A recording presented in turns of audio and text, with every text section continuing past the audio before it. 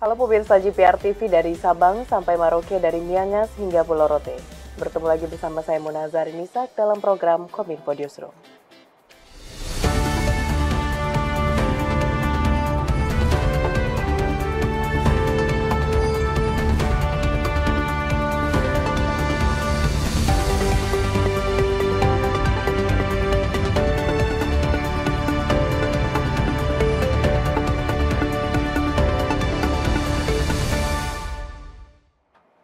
Pemirsa, kita ke informasi pertama. Akibat terkendalanya cuaca selama 2 bulan terakhir, pemerintah menyiapkan 2 skenario untuk penerbangan tamu VVIP saat penyelenggaraan upacara HUT ke-79 Republik Indonesia di Ibu Kota Nusantara.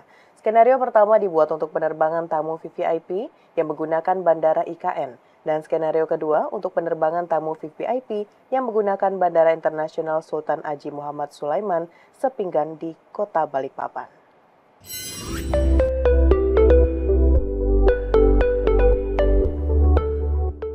Kementerian Perhubungan memfasilitasi 2 opsi fasilitas bandara kedatangan tamu VVIP menjelang penyelenggaraan upacara HUT ke-79 Republik Indonesia, masing-masing di Kabupaten Penajam Pasir Utara dan Kota Balikpapan, Kalimantan Timur, sebagai upaya antisipasi terjadinya keterlambatan konstruksi yang sempat terkendala cuaca hujan dalam 2 bulan terakhir. Menteri Perhubungan Budi Karya Sumadi di Istana Garuda IKN Penajam Pasir Utara dalam konferensi pers mengatakan bahwa saat ini Kemenhub bersama OIKN terus berupaya agar pada pelaksanaan upacara 17 Agustus 2024 mendatang, bandara di IKN bisa selesai tepat waktu. Meski begitu, Budi juga menegaskan pihaknya akan terus fokus memaksimalkan seluruh pengerjaan fisik bangunan secara profesional dan harus bisa dipertanggungjawabkan, seiring dengan arahan Presiden Joko Widodo agar seluruh pelaksanaan proyek infrastruktur IKN jangan terlalu dipaksakan dan tidak terjadi gagal konstruksi. Ya, kita akan sekuat tenaga untuk menyelesaikan itu dengan baik. Ya.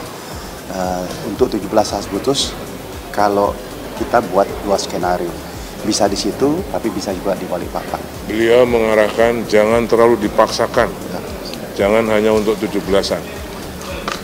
Jadi beliau arahnya tegas, ya. Jangan semuanya, tidak hanya bandara, tapi semuanya jangan terlalu dipaksakan.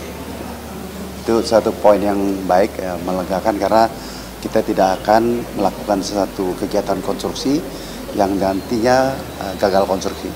Itu secara profesional kita harus bertanggungjawabkan sebagai pemerintah. Pemirsa, Otorita Ibu Kota Nusantara baru saja melaksanakan uji coba penerbangan taksi terbang di Bandara Aji Pangeran Tumenggung, Pranoto, Samarinda, Kalimantan Timur. Menhub menyebut transportasi udara yang diproyeksikan sebagai kendaraan umum mobilitas di wilayah IKN masih menunggu regulasi resmi terkait aspek keamanan. Moda transportasi umum berbasis udara dipersiapkan untuk menunjang mobilitas penduduk Ibu Kota Nusantara IKN. Teknologi transportasi yang sedang dikembangkan adalah Advanced Air Mobility atau taksi terbang. Deputi Transformasi Hijau dan Digital Otorita IKN Muhammad Ali Berawi usai melaksanakan uji coba penerbangan taksi terbang di Bandara Aji Pangeran Tumenggung Pranoto, Samarinda, Kalimantan Timur, pada Senin 29 Juli mengatakan, uji coba ini merupakan langkah awal dalam mewujudkan transportasi udara perkotaan yang efisien dan ramah lingkungan di Indonesia. Kendaraan dengan kapasitas penduduk 2-4 orang ini masih dalam tahapan pengembangan dari segi kualitas teknologi dan keterjangkauan penggunaannya. Berawi berharap uji coba taksi terbang IKN ini dapat menjadi pemicu bagi pengembangan industri penerbangan sipil di Indonesia. Ia optimis bahwa dalam 5 tahun ke depan, taksi terbang sudah dapat beroperasi secara komersial. Kita undang juga dari PTDI, kemudian kita undang dari lembaga riset untuk mengembangkan urban air mobility ini, pesawat sky taxi ini bersama-sama, karena kita masih perlu kajian teknis lebih mendalam, terutama untuk safety, kemudian kajian kelayakannya, kajian regulasi pemanfaatan space udara dan seterusnya. Sehingga diprediksi bahwa Skytex ini dapat beroperasi secara komersial ini sekitar 5 tahun lagi atau di tahun 2030. Di kesempatan berbeda, Menteri Perhubungan Budi Karya Sumadi mengatakan izin dari aviasi internasional menjadi syarat mutlak yang wajib dimiliki operator taksi terbang untuk beroperasi di titik pusat kawasan Ibu Kota Nusantara, Kalimantan Timur. Ia mengatakan regulasi tersebut penting untuk menjamin faktor keamanan bagi pengguna, sebab IKN merupakan kawasan ibu kota. Jadi gini, ada dua yang mungkin saya berikan justifikasi.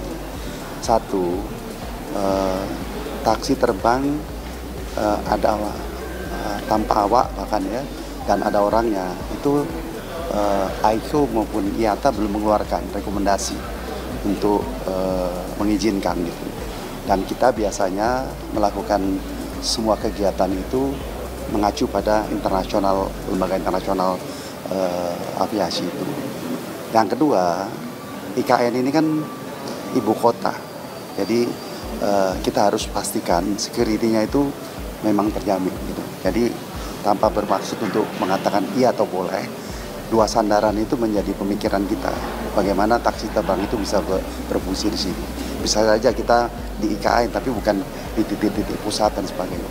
Tapi kami akan koordinasi. Kita lagi apply atau tanya dengan ICAO dan IATA apa yang menjadi regulasi internasional. Pemirsa, pemerintah akan segera mengeksekusi investasi asing di IKN Nusantara pada semester 2 2024 atau paling cepat pada Oktober 2024. Penundaan tersebut dilakukan karena saat ini pemerintah tengah fokus pada pembangunan klaster pertama di IKN Nusantara, yakni infrastruktur dasar.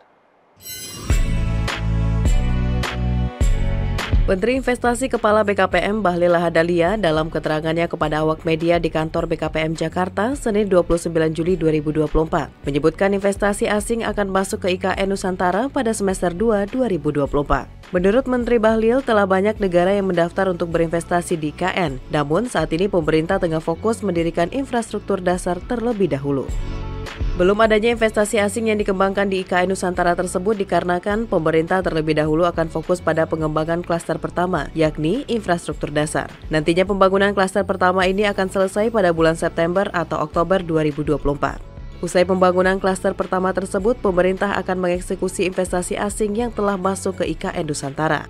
Menteri Investasi menyebutkan beberapa investor asing telah menyampaikan minatnya untuk menanamkan modal di IKN yang berasal dari Eropa, Asia, dan Asia Tenggara.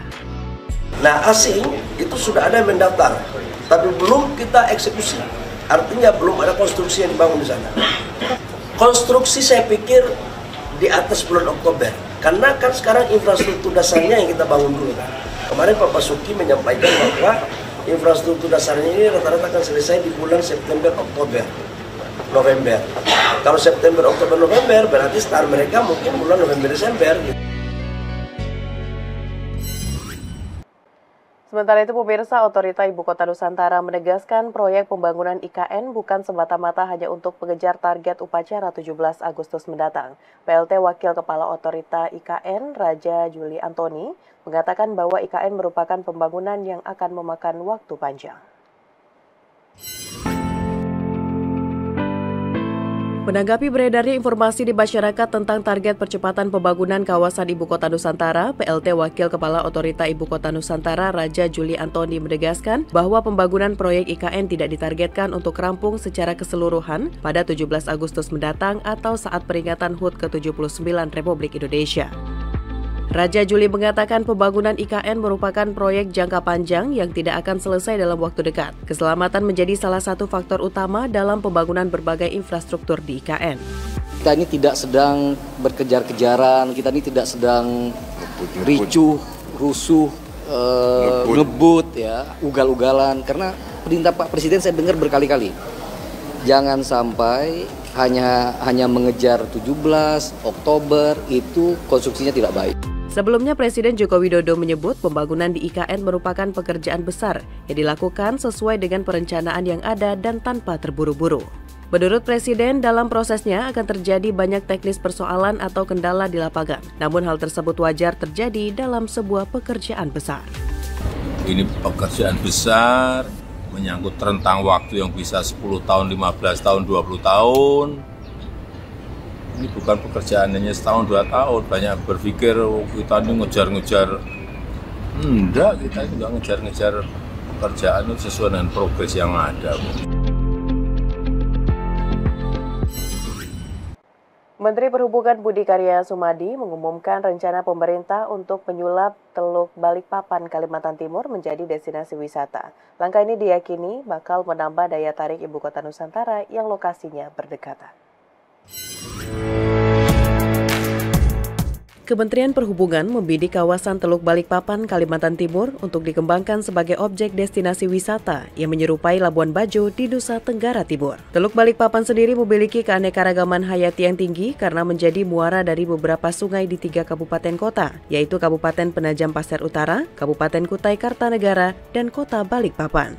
Selain itu, Teluk Balikpapan menjadi salah satu kawasan terbanyak di belahan dunia yang dihuni populasi spesies satwa yang dilindungi, yakni bekantan, pesut pesisir, dan dugong.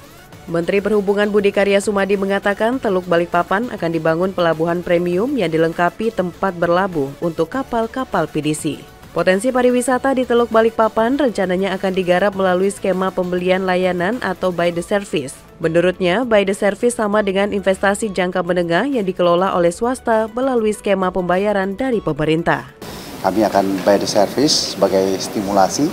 Kita harapkan nanti swasta bisa melakukan itu karena saya pikir teluk yang indah harus kita lakukan dan kami akan kerjasama dengan ada yang milik PU, milik swasta yang memiliki destinasi wisata. Kita tahu ada preservasi orang hutan, ada penangkaran buaya, ini bagian dari satu kegiatan pariwisata yang kami nanti akan berkoordinasi dengan kegiatan dari provinsi maupun royal.